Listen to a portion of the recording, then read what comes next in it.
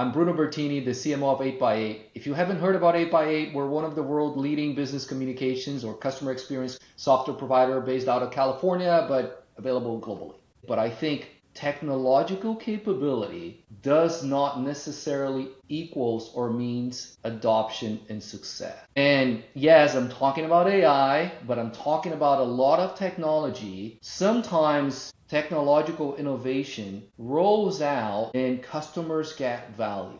This was a year that we saw a lot of advancements, but we did not see a lot of value.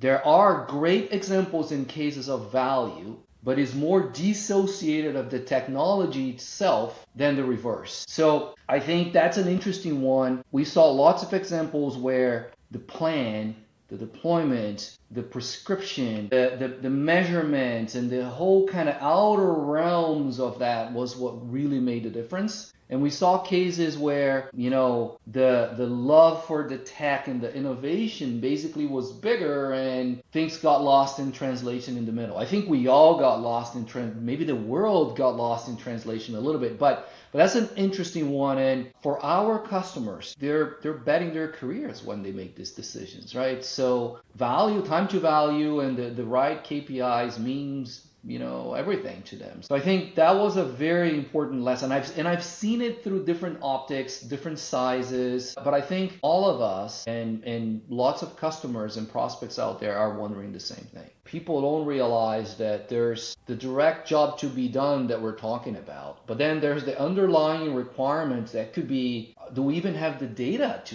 get this workflow executed? Or do we have the culture that supports this being automated? Or so there's so many layers on these things, and it could be AI, but sometimes not necessarily. It could be tech more horizontally, right? I think technology companies for so long have been fixated into the kind of the narrow lenses of this is what my technology does. But if you flip back to a customer, is that 5% of what they do? Is that 20% of what they do? For sure, it's not the majority of what they do. It's the complete opposite, right? So I think now more than ever, that 60, 80, maybe even larger on their side is what gives the tech the success. I think we need to drive clarity.